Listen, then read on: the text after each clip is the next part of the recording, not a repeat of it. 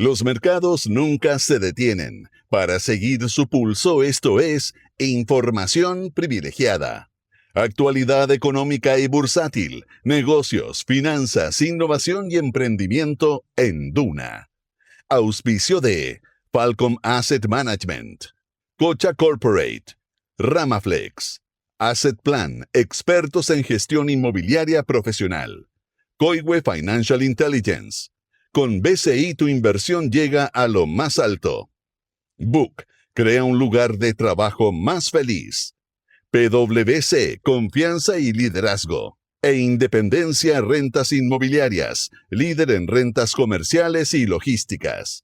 Duna, 89.7. Buenos días, 9:07 martes 21 de julio de 2026. Soy Josefina Ríos y les doy la bienvenida a una nueva edición de información privilegiada este martes lluvioso con Álvaro Vaz. ¿Cómo estás, Álvaro? Bien, muy bien, José Ríos. Cuando llegué ahí eran unas poquitas gotas. Sí, La no, capital. está todavía tranquilo, va a llover durante todo el día, no fuerte como en las jornadas anteriores.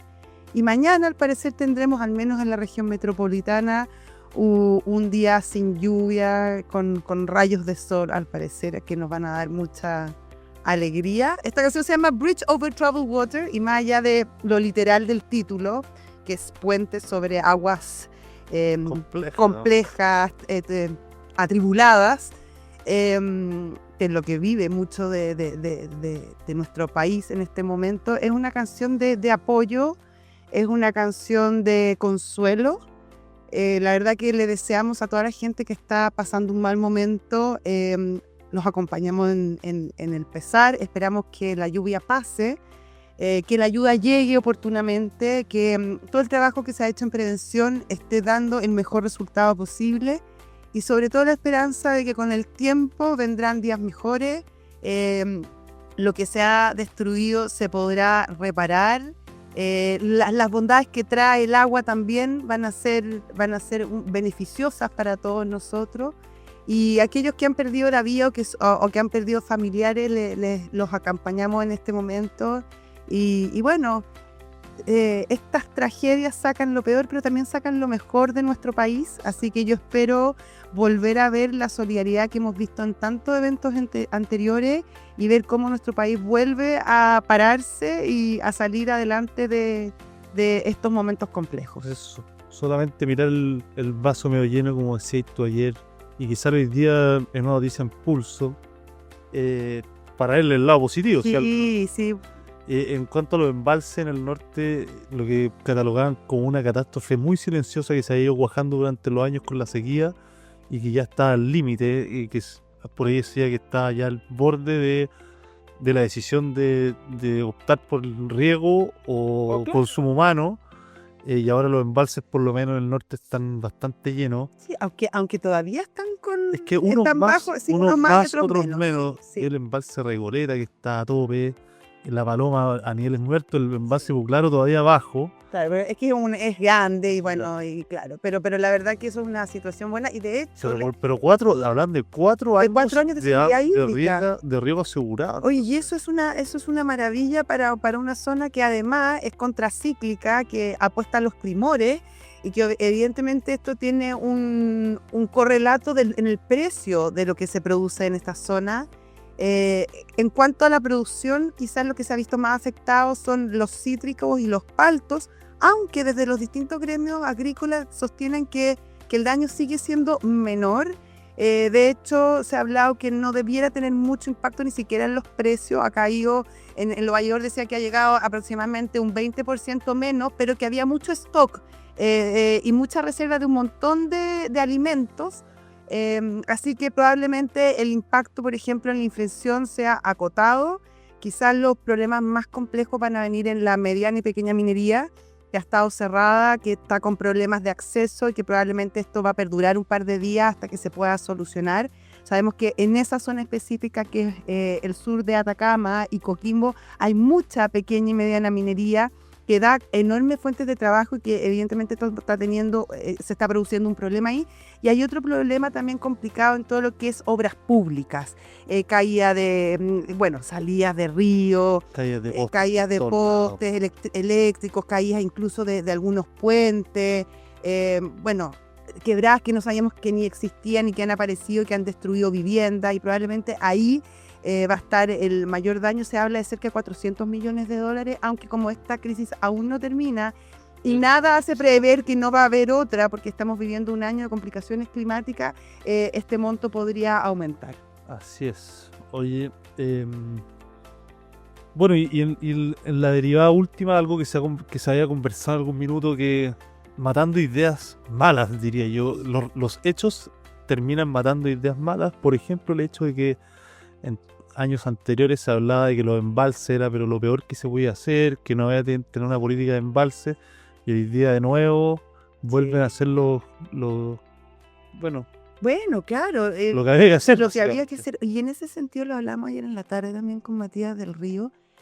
Lo que se ha hecho en términos de infraestructura en nuestro país es bien relevante. O sea, hay mucho por hacer, sobre todo en el norte, que también tiene una geografía que es complicada, pero todo lo que se ha hecho en colectores de agua lluvia, en parques húmedos que permiten que los desbordes no sean como los veíamos antiguamente, cómo se construye, eso la verdad que ha tenido un impacto súper importante en cómo se enfrentó esta crisis en particular.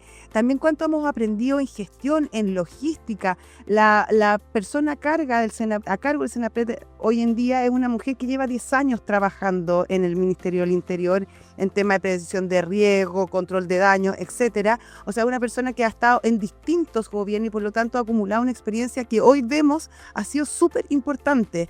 Y yo creo que esas son cosas buenas que tiene nuestro país y que hay que mencionarlas cada vez que se puede, porque necesitamos también hacernos cariño. Sí, que quererse uno mismo. Y claro, y darse cuenta que las cosas que muchas de las cosas que hacemos las hacemos bien. Otro relato que también se mató, el hecho de los mineros hoy día están trabajando con metros de nieve, y nosotros que hemos conversado un montón acerca de la producción minera en Chile, cómo ha decaído en producción.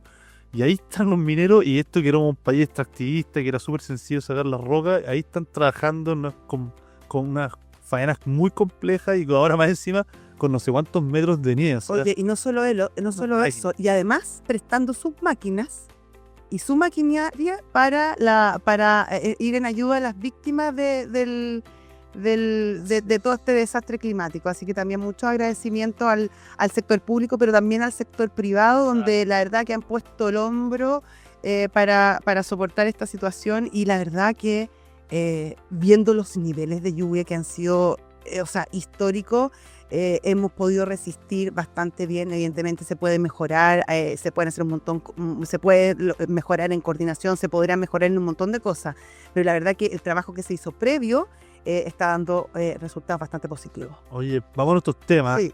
Te quería comentar una columna que escribe ayer ni más ni menos que Michael Bloomberg. Ya, wow. No es un asiduo columnista. No. Y de repente, cuando hay algún tema relevante, el hombre saca su pluma. Que lo hace bastante bien. Lo hace bastante bien. Y en el fondo lo que él escribe es con respecto a la inteligencia artificial y la propiedad y la potencial propiedad estatal en estas compañías.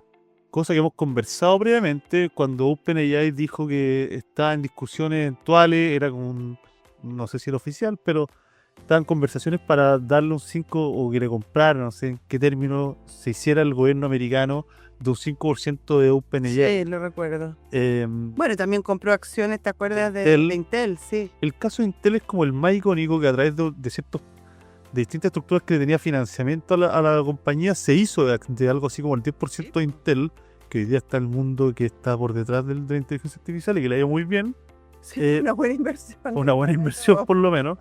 Y bueno, y se hablaba que tal vez un fondo soberano americano podría hacerse estas compañías, y por ende después que todo el pueblo se expusiera a las eventuales ganancias de capital que podría generar. Es como la idea detrás de generar beneficio a través de la IA. Michael Bloomberg dice que esto sería el peor error que podría cometer los estadounidenses, porque dice, primero que nada, ya estamos todos siendo beneficiados desde los bancos que detectan fraude, cuando un médico utiliza inteligencia artificial para diagnosticar enfermedades, una pyme mejora su marketing, un agricultor aumenta su productividad, un fondo de pensiones obtiene mejores retornos, etc.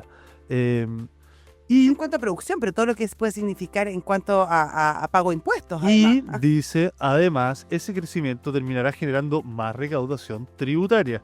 Si el Estado quiere capturar una mayor parte de este beneficio, bueno, reformemos el código tributario con respecto a esas compañías Claro, eventualmente. algún tipo de royalty en el fondo. Claro, pero después dice, cuando el gobierno deja de ser solamente el regulador y pasa a ser también propietario, aparecen los típicos conflictos de interés. La competencia deja de depender de quién tiene el mejor producto al mejor precio, básicamente, y empieza a depender de quién tiene más lobby, mejores conexiones políticas, más influencia en Washington. Y el riesgo es terminar con un mercado menos competitivo, menos innovación, más concentración. Y él cita, de hecho, el ejemplo en la tangente, no lo menciona explícitamente, pero por ejemplo el caso de Intel podría ser alguno. Y después dice, el hecho de que OpenAI le haya ofrecido de alguna manera, haya abierto esa conversación con el gobierno, retrata lo peor, porque inmediatamente el regulador de esta cosa que podría transformarse en una cosa muy positiva o eventualmente negativa, el regulador pasa a ser Parte. parte. Juez y parte. ¿Ah? Juez y parte. Es muy peligroso y la verdad que además la conversación que abre OpenAI es una conversación claro, que abre nuevos flancos que todavía no eran tema. Por ejemplo, el conflicto de interés, la información privilegiada, una serie de vicios del sistema, una serie de vicios en el mercado que son súper complicados, que hemos demostrado y hemos visto a lo largo de la historia que te dan muchos más problemas que beneficios. Exactamente. Así que pastelera tus pasteles. Sí, y en esa línea, el último punto que hace es que estos modelos producen información, conocimiento, contenido, y si el gobierno pasa a ser dueño de estas plataformas, aumenta el riesgo de censura, manipulación política o propaganda. Entonces, Exactamente. bueno, esa es una columna interesante de Michael Bloomberg con respecto a esto que se está dando en todas partes del mundo. Porque Sí, esta es una conversación. La misma conversación se tuvo allá, en ese otro lado del mundo, OpenAI 5%. Y es una conversación además muy de intelectuales, muy universitaria, esa conversación respecto a cómo expandir los beneficios económicos de la inteligencia artificial a toda la población, basado en un principio que también es entendible, es decir, que no es que esta idea es súper loca. En el fondo la inteligencia artificial se nutre de todos nosotros y de todo lo que nosotros aportamos al sistema. Si es que no existiera una infinidad de seres humanos que estamos aportando, subiendo temas, produciendo contenido, exactamente, probablemente la inteligencia artificial iría muchísimo más lento, de una manera mucho más ripiada. Y es claro, entonces uno dice, pucha, si yo estoy contribuyendo al desarrollo de esta tecnología, me parece que ¿por qué 7 compañías o 10 compañías tienen que tener todo el retorno y no todos nosotros? Y efectivamente ahí hay una conversación. Pero yo creo, y ahí encuentro que lo explica mucho mejor el señor Bloomberg respecto a cómo finalmente el beneficio puede venir de otras instancias y no de que el Estado como tal entre en el negocio. ¿Por qué? Porque además sabemos que cambian los líderes, cambian las visiones y no siempre el espíritu inicial de lo que pudo haber en esta participación se va a traducir en beneficios para la sociedad. Puede transformarse en beneficios de unos cuantos también, Exacto. de gobiernos corruptos, qué sé yo. Entonces la verdad Bueno, que... la misma discusión que tuvimos aquí con el litio. Oye, y de hecho te quiero hablar de eso. Litio, royalty. ¿Qué es mejor, grabar con un royalty? Yo creo que la prueba es súper clara. O sea, en el caso chileno ha sido mucho mejor que los gobiernos estén fuera de la explotación y que perciban un royalty más impuesto a la renta, más IVA, más etcétera. Todos los impuestos que uno nunca menciona, pero que termina siendo una cantidad De plata enorme. de patentes comerciales. Las patentes comerciales que nunca se tocan. Impuestos a la renta, royalty, patentes comerciales. Después cuando más el contrato de arrendamiento. la compañía se endeuda, timbre de estampilla, una chorrera de impuestos que van quedando ahí para el fisco, Claro. sin hacer nada, básicamente, Tal cual. siendo idealmente un facilitador. Oye, respecto de sí, eso... y solamente para terminar ese punto, y cuando una compañía está fuera de propiedad estatal, bueno, no pasa lo que está pasando exactamente ahora, en el cual apareció este nuevo modelo de Moonshot en China, que al parecer tiene un modelo muy parecido en potencia y capacidad a lo que hace Anthropic, pero a un costo mucho menor. Está Xiaomi, DeepSeek, Minimax, XAI. todo está lleno de cosas. Una armada de Entonces, claro, desarrolladores a bajo costo. no está dicho quién va a ser el que lidere esto. Probablemente en 10 años más van a ser otras compañías las que la llevan. Los costos y los usos se han ido modificando rápidamente. Antes las compañías llegaban y adoptaban, salió un reportaje, cómo adoptaban las compañías la inteligencia artificial, y se empezaron a dar cuenta que las cuentas se tornaron altísimas, de que un programador de software en una compañía americana se puede gastar $750 mensuales, tenía 5.000 programadores, era una cuenta de $3,5 millones mensuales, y de repente, chuta, te das cuenta que tal vez no se traducía mucho en productividad. Entonces, bueno, se van acomodando las cosas. Claro. Y vaya a saber uno quién mejorando. termina ganando, quién termina perdiendo, y si es que trancamos esta cosa con burocracia y con propiedades estatales, tal vez no va a pasar lo que... Oye, y respecto a eso, yo creo que viene encadenado porque sabemos que el litio es muy relevante de partida en nuestra economía, pero también en el desarrollo de todas estas nuevas tecnologías. Ayer La Tercera publicó una columna muy interesante de Luz Didier Santander que habla justamente del litio. En esta columna se constata, Álvaro, que Chile exportó $3.218 millones en litio solamente durante el primer semestre de 2026, lo que pesos más, pesos menos, representa casi 3 veces lo que se exportó en el mismo periodo el año pasado y un 34,4% más de todo lo que se exportó en 2025. Es decir, hemos tenido un año fantástico en litio. La paradoja es que no se ha exportado ni un kilo de litio que provenga de los SEOL, de estos contratos especiales de litio, en el cual se basó toda la política nacional del litio, ampliamente discutida, ampliamente polemizada, ampliamente difundida durante el gobierno anterior. La verdad que no... Que está trancada. No. O sea, pero es que por eso por un montón de razones. Uno, porque no es muy claro cómo funciona. Tú firmas un SEOL y no tienes, por ejemplo, obligatoriedad de producir en ciertos periodos o de invertir en tantos periodos, y los periodos y los plazos que establece son muy largos, por lo tanto, no hay incentivos para apurar las inversiones o para apurar la exploración. La verdad, además se concentra en solo ciertos lugares y no se abre la posibilidad de investigar a lo largo de nuestro país, como sí lo ha hecho Argentina. Estoy perdido en lo que es un SEOL. Un SEOL es un contrato, es un... Contrato especial de operación de litio. Tal cual. Que fue en el fondo cuando se define la política nacional del litio, se establecen estos contratos especiales de donde finalmente el Estado de Chile le permitía hacer contratos especiales con ciertas empresas para operar ciertos salares. Maricunga, por ejemplo. Maricunga, por ejemplo, donde se firmó un SEOL con Río Tinto, que después te voy a explicar lo que pasó con Río Tinto, que no pasó nada. O sea, no ha pasado nada hasta el momento. Donde el Estado de Chile, recordemos que tiene el 50,01, siempre es controlador. Eso definió finalmente la política nacional del litio. Hasta ahora, toda esta superproducción y esta superventa que yo te he comentado proviene de un solo salar, que es el salar de Atacama, de 2 empresas, una que es SQM y la otra que es Abermalle, 2 empresas privadas que no tienen nada que ver con estos SEOLs porque mantienen el sistema antiguo de concesiones, ¿ya? Entonces, toda esta política que fue largamente discutida, que de alguna manera muchos dicen, oye, además nos estamos perdiendo el superciclo del litio, hasta el momento no ha dado un solo peso para el país, muy por el contrario, ha trancado muchas inversiones. Por lo tanto, acá o hacemos algo al respecto y reformamos esta política, o nos vamos a ir quedando atrás con vecinos que están súper agresivos en esta línea, como lo es Argentina. Después de varios años, este diseño institucional, como te digo, no ha pasado nada, no ha logrado hasta ahora generar nueva capacidad productiva. Los plazos serían demasiado largos frente a la competencia internacional, y acá, por ejemplo, la columna se usa el ejemplo de Río Tinto, como te decía. En Argentina, la compañía ya comprometió aproximadamente 2.500 millones en el proyecto Rincón en Salta, cuya construcción comenzó el año pasado y cuya primera producción está proyectada para 2028. En Chile, la misma Río Tinto fue seleccionada como socio de NAMI para desarrollar salares altoandinos, pero la autora de la columna advierte que el esquema SEOL permite periodos que pueden extenderse hasta 12 años de explotación, más 7 años adicionales para la construcción. O sea, estamos hablando de 19 años más.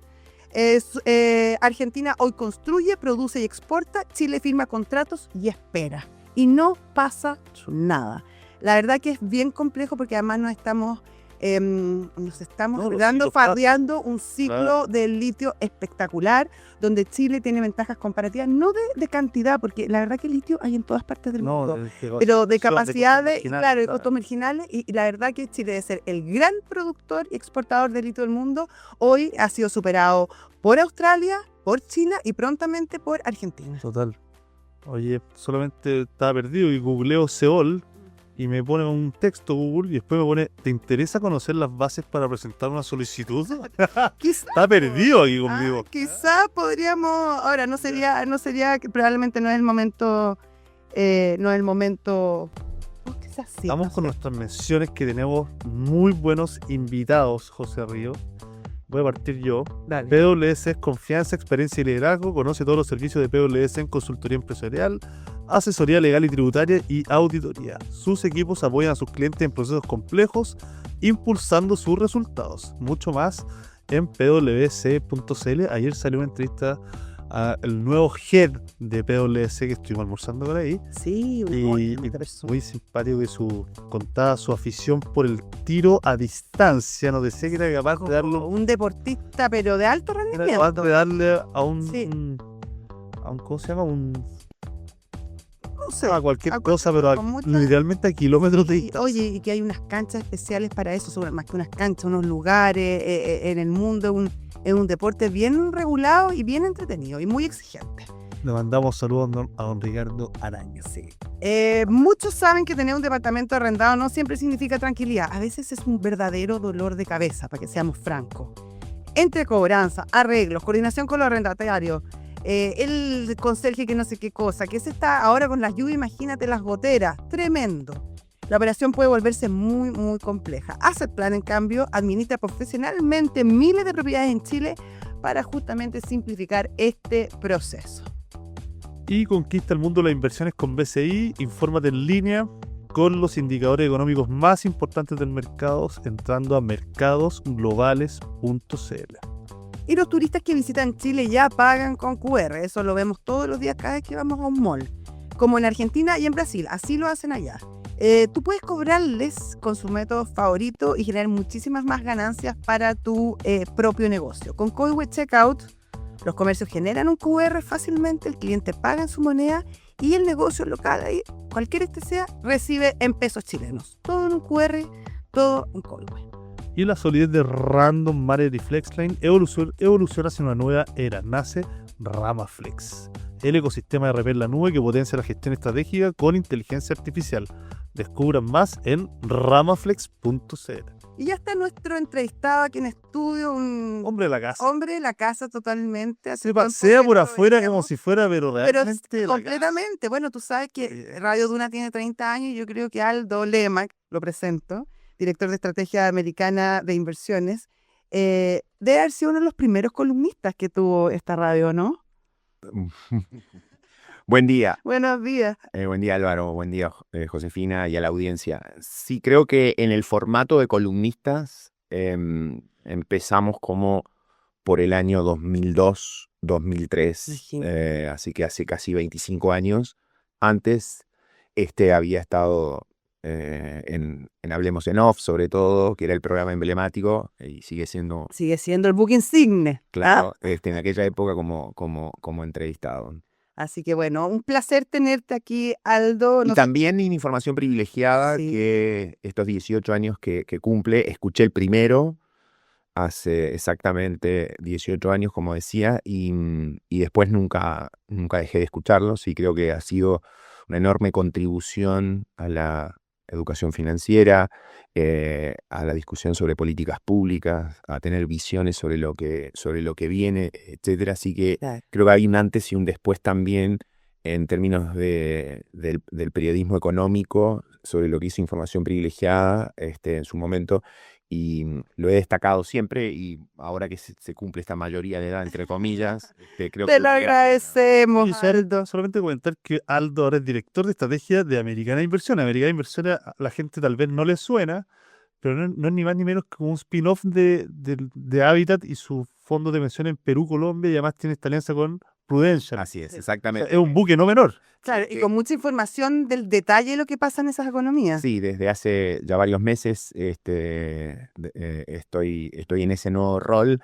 Y sobre todo, digamos, ustedes saben que yo soy uruguayo y chileno, tengo las dos nacionalidades, y estar vinculado a Chile, aún en esta etapa de mi vida que uno podría pensar, ¿Por qué no está en Punta del Este tomando sol?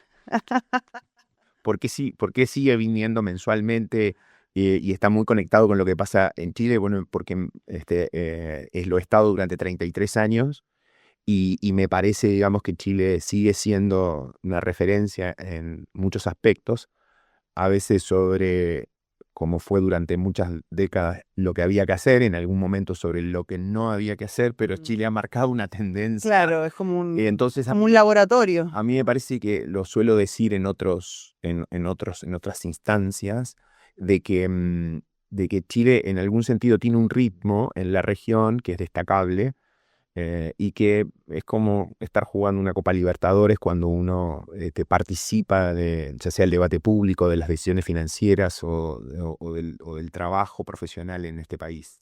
Oye, Aldo, déjame abrir la primera pregunta. ¿Qué tienen que ver en su minuto, porque las noticias evolucionan rápido, la apertura en bolsa de SpaceX, el pasado acuerdo de paz de Trump en Irán y el debut de Kevin Walsh en la Reserva Federal con respecto a una columna que escribiste tú?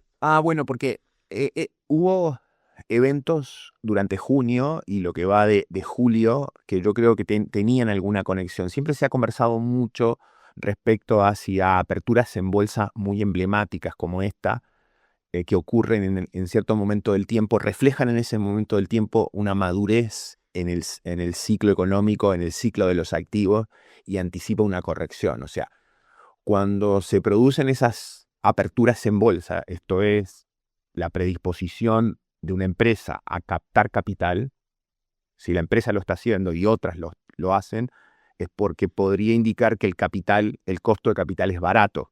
Si no, no lo haría, digamos. Entonces, se han hecho algunas asociaciones o correlaciones entre que aperturas en bolsa muy emblemáticas, y están ocurriendo otras en este momento, podrían estar indicando una fase de ciclo madura. Yo creo que hay algo en esa dirección, en el sentido de que cuando uno analiza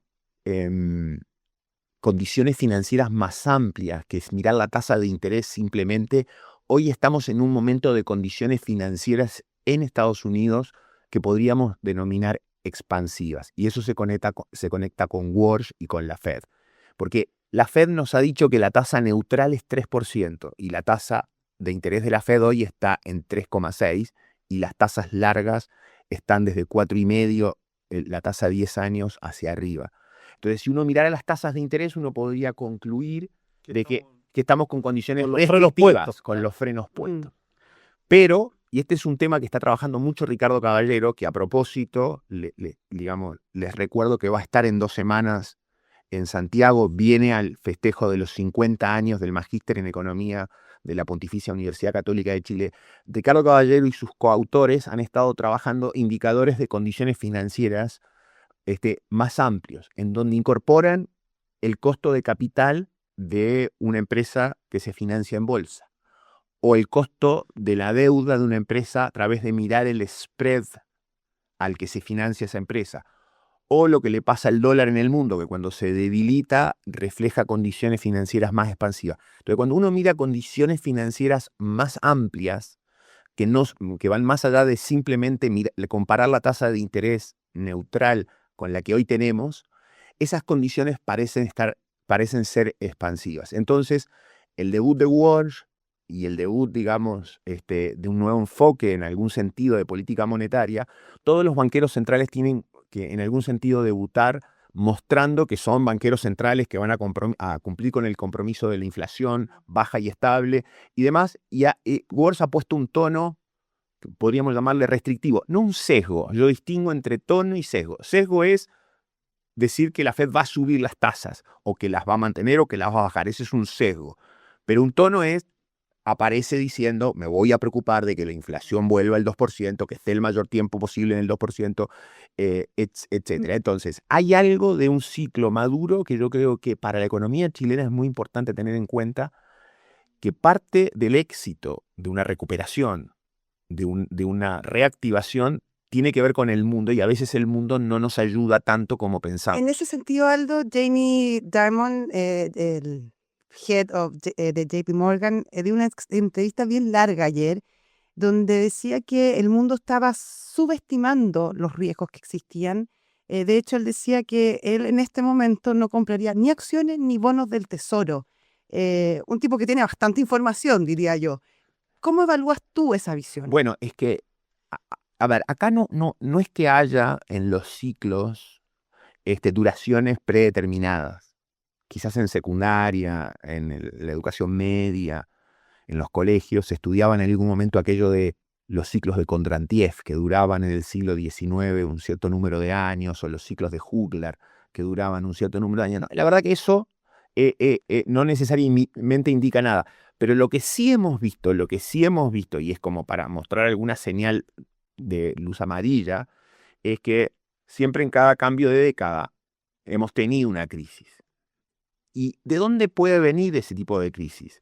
Bueno, muchas veces esa crisis viene justamente de lo que tú mencionas, o lo que menciona Dimon. Él sobre todo. Claro, Sí. que es la subestimación de riesgo, una especie de cierta exuberancia respecto a lo que está ocurriendo y que podría continuar. Ahora, digamos, la duda está en cuánto de los efectos de la inteligencia artificial se van a materializar o no. Claro, y todo el problema geopolítico que no solamente en Medio Oriente, también está en Rusia, hay un montón de Y temas lo ahí. otro relacionado con la historia, que siempre nos da luces, la historia no se repite, pero rima, como suele decirse, es que en los 20 y en los 30 tuvimos eventos parecidos a los que ahora tenemos. Tuvimos neoproteccionismo, tuvimos autócratas que ascendieron al poder y pusieron en vilo democracias liberales. Tuvimos una revolución industrial, la número 2, la segunda revolución industrial ocurrió en los 20 y se diseminó y generó una cierta exuberancia y en algún momento, digamos, expectativas un poco sobredimensionadas. Ahora tenemos la cuarta revolución industrial. Entonces, como están estos paralelismos, también está el paralelismo diciendo, bueno, puede terminar en una crisis. Yo creo que señales en esa dirección pueden haber, claramente. Puede que el ciclo esté maduro, y entonces ahí vamos al punto que planteaba Álvaro, que me citaba de esa columna, y es condiciones financieras expansivas, cierta subestimación de riesgos, por otro lado. En tercer lugar, algunos autócratas que, digamos, ponen en cuestionamiento La democracia liberal. pero y además algunos principios básicos que hemos aprendido en economía. O sea, Trump aquí ha venido con a reivindicar una guerra comercial que sabemos tiene costos del punto de vista económico. No tiene costos en el corto plazo, o más bien, tiene costos pequeños en el corto plazo y se van acumulando los costos a la larga y el mundo crece menos. Y ahí aterrizamos en Chile. Lo que voy es que también en alguna columna que escribí a fines del año pasado, mi visión cuando me preguntaban sobre cuál iba a ser el desempeño de Chile en los próximos años con un nuevo gobierno, con el gobierno de José Antonio Kast, yo decía que en esencia se necesitaban tres cosas. Se necesitaban buenas políticas públicas, algunas de esas sobre todo orientadas a reivindicar la prioridad del crecimiento y con instrumentos pro crecimiento. Algunas de esas, como estamos viendo con la ley de reconstrucción, se van en la dirección correcta. Quizás también se están inflando las expectativas, cuidado.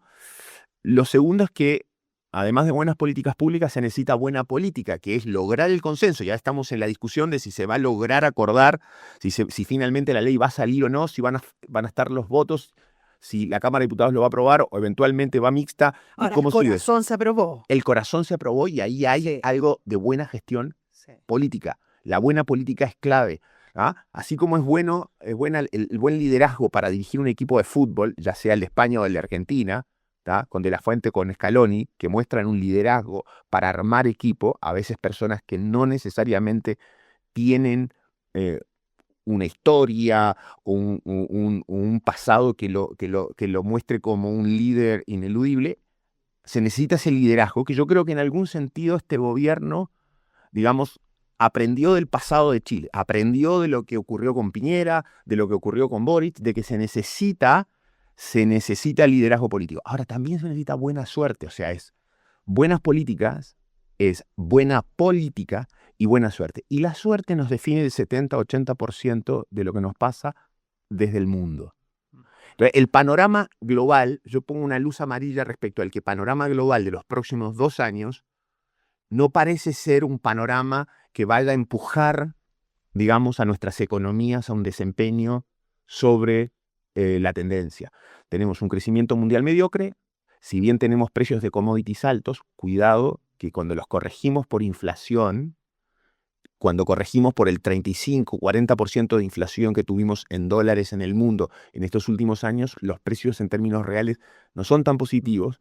Tenemos condiciones financieras que hoy son expansivas, pero para nosotros, en donde la tasa de interés es tan relevante, no es un fenómeno que nos impulse tanto. Y, por otro lado, el dólar que se estaba debilitando se ha estabilizado o se ha tendido a fortalecer. Y tenemos los riesgos que tú mencionabas, que es el riesgo geopolítico. Vamos, para terminar, yo creo que ¿qué pasa? Si nos puedes dar luces con respecto al tema geopolítico que tú ibas a mencionar. ¿Qué pasa con el conflicto en Irán? Que como que el petróleo está rondando ahora los $85, $90, pero como que el mercado da por descontado que esto no va a ser más grave. Para mí hay cosas de dulce y agraz. Algunas cosas positivas y algunas cosas negativas. Creo que lo negativo es que con esa volatilidad vamos a seguir y se puede acrecentar pasada la elección de Estados Unidos en noviembre. O sea, hoy hay un incentivo que, si bien se producen estas escaramuzas, creo que no está en el ánimo de Trump y tampoco de Irán que esto escale de nuevo. Sería suicida.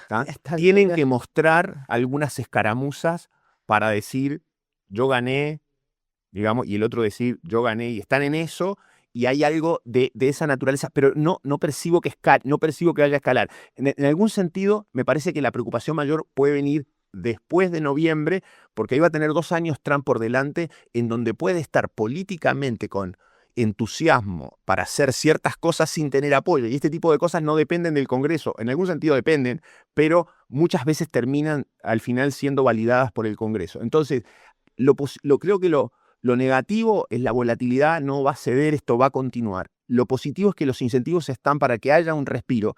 Y creo que también lo positivo, que a veces se pierde, es que el mundo en el segundo trimestre acomodó un salto del petróleo desde los $60, $70 a $110, $115, siendo muy resiliente. ¿Y por qué? Porque está la revolución tecnológica operando y porque hay otras cosas ocurriendo. Pero igual no es inocuo, tiene su impacto. En ese sentido, la resiliencia lleva a pensar de que vamos a tener, digamos, un crecimiento mediocre, no una recesión, no va necesariamente a catalizar una recesión, pero tampoco, digamos, nos va a volver a las cifras de crecimiento del mundo que teníamos antes. O sea, estamos en un mundo, ya sea por lo geopolítico, ya sea por el neoproteccionismo, o ya sea por otras razones, creciendo solo al 3%. Entonces, o sea, no es malo 3%, que el mundo crezca al 3%, pero no es el mundo que en algún momento, digamos, operaba como locomotora. El mundo que necesita Chile para salir de la pobreza. Eso es, y entonces es muy difícil esperar, y eso yo pongo acá la nota de, digamos, de cautela, un rebote más permanente. Creo que la economía en Chile puede rebotar, pero tengo dudas de que ese rebote pueda ser más permanente, es decir, ¿puede la economía rebotar el año que viene, acercarse a 3% de crecimiento? Eventualmente sí, eso parece. Pero la duda es si no va a volver después a algo más de 2 nada más. Al letargo. Aldo Lema, lamentablemente se nos acaba el tiempo. Muchísimas gracias por venir a vernos. Te esperamos pronto. Gracias a ustedes. Hasta luego. Muchas gracias, don Aldo. Feliz cumpleaños. Gracias. Y otra vez rindiendo gastos con una boleta arrugada que encontraste en el bolsillo del abrigo, media mojama encima. Con Book, deja de sufrir y rinde todo digital desde tu teléfono. Usa Book y crea un lugar de trabajo más feliz. Descubre más en buk.cl. Y aquí, la confianza y transparencia en la gestión de activos, 2 valores que Independencia Rentas Inmobiliarias, líder en la industria de fondos inmobiliarios, ha mantenido con sus inversionistas en sus 30 años de vida. Inviertan en Cefin Rentas, consulten a su corredor de bolsa. Y en un escenario donde las decisiones financieras exigen respaldo real, elegir bien con quién invertir hace todísima la diferencia. Falcom Asset Management fue reconocida en los Euromoney Private Banking Awards 2026 como la mejor empresa independiente de gestión patrimonial de todo Chile, uno de los premios más prestigiosos de la industria financiera global. Además, tiene otros premios como el Citywire, que reafirman su compromiso con una asesoría independiente enfocada en proteger y hacer crecer su patrimonio. La verdad que muy riguroso, excelente trabajo, excelentes personas, Falcom Asset Management. Convenciones, viajes de incentivo y eventos corporativos. Cocha Corporate diseña experiencias que fortalecen equipos, generan conexión y contribuyen al logro de objetivos de negocio.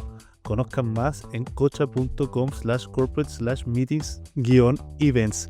Le vamos a decir a Juan Pablo Amenar que esa cuestión la dejemos en pantalla, no sé. Sí, pues, Es muy largo. sí, hay que dejarlo como un GC, así. Pero vayan a Cocha Pero Corporate. la gente sabe, oye, y van a Cocha, y ahí hacer- van a encontrar el Todo esto link, porque corporativo. además es muy amena todo lo que rodea a Cocha, por lo tanto es fácil dar con lo que uno busca. Oye, y tenemos un entrevistado ahora de un tema muy entretenido, porque a todos nos gusta viajar, ¿cierto? Así es. Está con nosotros Cristian Ortiz, CEO de LATAM Pass. Cristian, buenos días, gracias por venir a conversar con nosotros. Muchas gracias por la invitación. Oye, entretenido lo que está pasando en el mundo de los vuelos, cómo ha crecido la compañía, cómo también está cambiando este programa de usuarios de la TAM. La verdad que hubo bastantes polémicas a comienzos de año, pero eso se fue también ordenando. Entonces quiero que nos cuentes un poco en qué está basada la estrategia ahora y qué podemos esperar justamente de esta comunidad. Mira, muy buena pregunta. La verdad que nosotros en LATAM Pass tratamos de ser el programa más confiable de fidelización. Cuando hablamos de fidelización, al final hay una conexión emocional con los clientes, ¿ya? Entonces, ¿cómo nosotros cuidamos esa conexión emocional? Primero que nada, se ve en la cantidad de socios. Siempre nos comparamos prepandemia. Nosotros hoy en día ya estamos llegando a 56 millones de socios a nivel global. Son más de 6 millones de socios solo en Chile. Y vemos que también incluso los que tienen alguna categoría elite, que le decimos nosotros, que nosotros tenemos 5 categorías dentro del programa, LATAM, Gold, Platinum, Black y Black Signature, también viene creciendo a tasas de más de 60%. ¿Ya? Y después cuando vemos ese crecimiento, tiene que ser manteniendo ciertos niveles de servicio. Entonces vemos las tasas de reclamos, por ejemplo. Nosotros hoy en día en Chile somos la aerolínea menos reclamada en Chile. Y cuando vemos los reclamos específicos de LATAM Pass, lo hemos reducido en más de la mitad este año respecto al año pasado. La principal razón de quizás de los socios reclamar es que la acreditación de las millas se demora. Y efectivamente nosotros este año hemos aumentado y tenemos hoy en día un 95% de las millas que se acreditan 1 hora después de que el vuelo despega. No, oye, la verdad que como usuario funciona perfecto. Súper bien. Sí. Funciona muy bien. Saca una duda, esos 56 millones de afiliados a LATAM Pass, que son 6 millones de chilenos, el resto prácticamente de Brasil, los 50 millones que faltan. Sí, la mitad está en Brasil, después está repartido en Perú, en Colombia, en Ecuador. Argentina, Ecuador, también tenemos alguna Europa en Estados Sobre Unidos, todo pero LATAM. principalmente Brasil, yo diría. De cada 10 viajes que venden ustedes, ¿cuántos tú dirías que son canjeados con millas? ¿Tienen una Sí, mira, el dato más impresionante, porque el año pasado nosotros transportamos como LATAM 80 millones de pasajeros, y de esos 12 millones fueron con tickets canjeados. Ah, O sea, estamos hablando, y en Chile más de 2 millones. De esos 12 millones son 2 millones solo de Chile. Entonces, la verdad que es más de un 10%. o sea, está funcionando bastante. Funciona bastante bien. Y ahí, ¿Cuáles son los principales cambios de la política que había previamente? Porque ahí yo creo que hubo mucho tema de cambio y además yo creo que de que apareció mucha polémica, yo creo que espacios de cierta desinformación, sobre todo en esa línea. Hubo una negociación grande con Sí, Santander. exactamente. Cuéntanos cómo fue eso. mira, efectivamente nosotros estuvimos negociando bastante tiempo y en un contexto donde nosotros queríamos mejorar la propuesta de valor para nuestros clientes, para los mejores clientes, ¿ya? Entonces, ahí donde nosotros llegamos a una propuesta de valor que es distinta a la que había antes, donde efectivamente en algunos casos algunos vieron sus tasas de acumulación de millas que bajaron, pero en la mayoría aumentó. Y aumentó en la medida que tú tienes una mayor vinculación con el banco, ¿ya? Entonces el banco tuvo que lanzar esto que se llama Santander Rewards, que efectivamente es como un tiering, es como dependiendo de tu vinculación, la cantidad de productos que tú tienes con el banco, etcétera, te mejora la tasa de acumulación. Pero no solo la acumulación de las millas, sino que algo novedoso este año fue que además se incorporaron más puntos calificables. Los puntos calificables son los que te ¿Qué permiten son los acceder. puntos calificables? Muy buena pregunta, irá justo para allá. Los puntos calificables, tú cada vez que vuelas o interactúas con el programa acumulas millas y acumulas puntos calificables. Los puntos calificables son los que te determinan la categoría que tú logras dentro del programa. Ya, ¿Ya? Entonces, antiguamente la alianza con Santander simplemente se concentraba en acumulación de millas. Ahora, la acumulación de millas además viene a una tasa de 2. Por cada 2 millas acumuladas, acumulas un punto calificable. Y esos puntos calificables te permiten acceder a estas categorías y poder ascender de que categoría es más re rápido. bueno, porque además, por ejemplo, uno viaja y de repente te compra el pasaje porque es una invitación o algo, entonces, pero como uno tiene cierta categoría, tiene acceso, por ejemplo, a mejores asientos, y Exactamente. a más adelante, o a lo mejor a más peso, ese tipo de cosas. Sí, y efectivamente. Y ahí incluso cuando lo valorizamos, nosotros podemos, en los últimos 12 meses, podemos sumar $1.600 millones de beneficios que nosotros le hemos entregado a nuestros socios. Entonces, volviendo a tu pregunta, esos 12 millones de tickets canjeados tienen un valor. Claro. Pero también todos los accesos al salón VIP, ¿no? Todos los upgrades que se entregan, todas las maletas gratis que transportan nuestros socios que por beneficio tienen acceso a transportar maletas gratis. Entonces, la verdad, cuando uno ve esa suma, $1.600 millones, la verdad que es impresionante. Y eso no solo son los últimos 12 meses, sino que no solamente es lo que se ha tangibilizado, sino que además nosotros estamos invirtiendo y estamos ampliando nuestros salones VIP. Y, eso, Estamos y además de incorporando- la buena onda y lo rico, ¿se paga? ¿Hace una diferencia que yo elija, porque ustedes tienen todas esas cosas, yo elija LAM versus otra línea aérea? Totalmente. Nosotros vemos que los clientes que viajan frecuentemente, la verdad que cada vez están viajando más. Ya. Entonces había esa duda siempre de la pandemia, qué iba a pasar con lo del viajero corporativo, etcétera. Vemos que el tráfico corporativo incluso está más grande de lo que veíamos pre-pandemia. Y ahí justamente para hacernos cargo de este crecimiento del programa y de la cantidad de socios que han ido aumentando, es justamente donde nosotros seguimos invirtiendo y como decía, estamos más que duplicando la cantidad de metros cuadrados de salones VIP que teníamos pre-pandemia a lo que tenemos hoy. Vamos a llegar a 14.600 metros cuadrados de salón VIP, que esos son 2 canchas de fútbol, ahora que terminó el Mundial, 2 canchas de fútbol de la FIFA. Y además, otra gran novedad es que a partir del próximo año en todos los aviones grandes estamos incorporando una nueva cabina premium. Entonces está Business y Economy. Y entre Business y Economy estamos Premium Economy. la que se llama, no, es Premium Comfort. Se llama. No. Sí. Y Premium Comfort va a ser una cabina probablemente tal, separada, con cortinas, con un servicio, con un asiento distinto que reclina más, que tiene apoyapiés, con un catering distinto. Y Con cubiertos de metal. estamos viendo. Pero efectivamente eso le da la posibilidad a nuestros socios a acceder a más upgrades, porque la cantidad de asientos premium están casi duplicando. Se usa un 787-8, pasa de 20 business a tener 20 business más 21 premium comfort. Entonces pasáis de 20 a 40 asientos premium. Entonces eso es otra manera de invertir y de poder retribuirle a nuestros socios cada vez que viajan, de que puedan acceder a más upgrades. Oye, Cristian, ¿nos puede explicar cómo funciona esta alianza de Santander con LATAM? Porque me imagino la complejidad de la negociación, que entender los beneficios para ambas partes es una cosa que se negocia a nivel de varios países. No sé si es que el Banco Santander opera en todos los países donde ustedes tienen LATAM Pass. No, la Me verdad que imagino que es una cosa muy compleja. sí, es complejo y son varios meses, si es que no años de negociación, y son contratos que en general son de largo plazo, entonces tampoco que se esté negociando todos los años.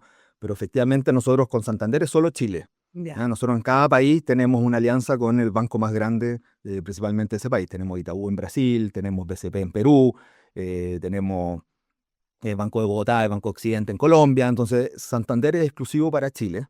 Y más que la complejidad es que efectivamente nosotros estamos conscientes que le pusimos ciertos nuevos elementos a la alianza. Entonces ahí es donde nosotros a través de las herramientas digitales, la aplicación de Santander, la aplicación de LATAM Pass, tratamos de dar la mayor cantidad de información posible que incluso un cliente pueda simular.